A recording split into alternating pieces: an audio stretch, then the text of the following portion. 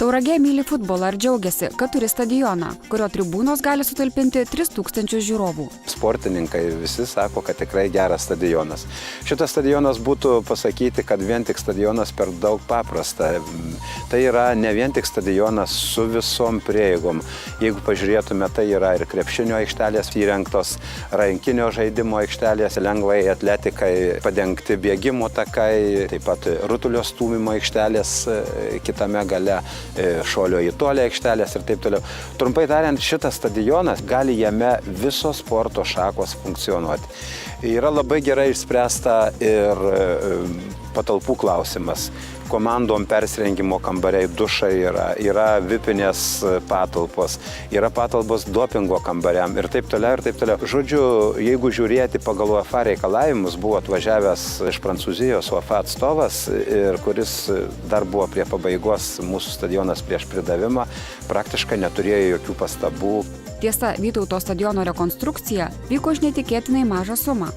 Iš ES lėšų buvo skirta tik 2,8 milijonai litų, kai tuo tarpu Lietuvoje analogiško objekto jūs tikrai niekur nesurasim, kad už tokią sumą būtų galima padaryti šitiek darbų ir šitaip sutvarkyti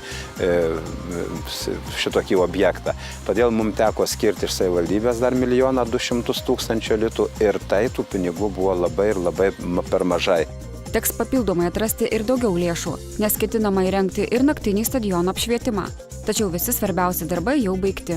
Per atidarymą praktiškai buvo pilnos tribūnos ir labai pasidžiaugėme, kad mūsų klubas Tauragės Tauras stadiono atidarymo garbei laimėjo Lietuvos aukščiausios lygos varžybos prieš Šiaulius 6-2.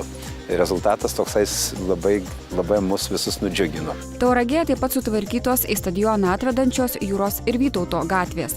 Taip pat baigiama rekonstruoti ir Gedimino gatvė, kurie patenkame į kitą nemažiau svarbų objektą Tauragėje.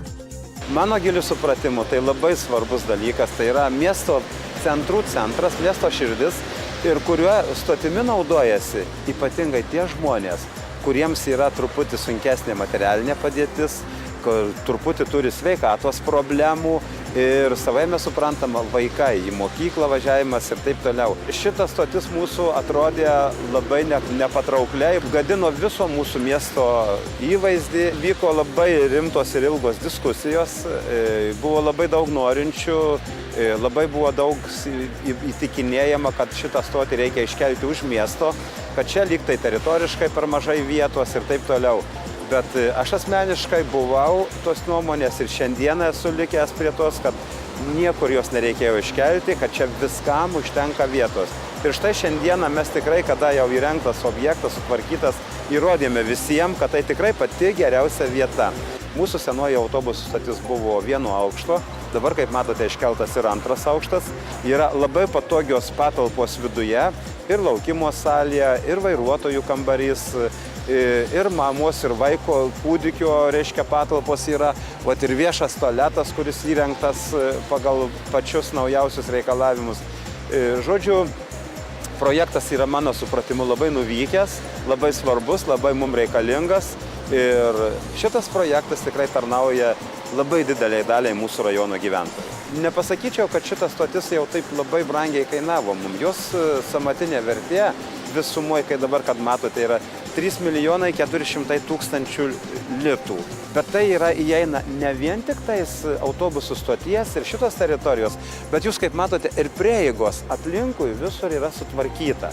Sutvarkytos įrengtos automobilių parkavimo aikštelės, sutvarkyti įvažiavimai, sutvarkyti kiemai prie gyvenamų namų aplinkui, sutvarkyta kitoj pusėje gatvės taksistam stovėjimo aikštelė ir taip toliau. Mūsų gyventojai labai patenkinti ir labai džiaugiasi, kad mes išsprendėme būtent autobusų stoties problemą taip, kaip jinai yra šiandieną.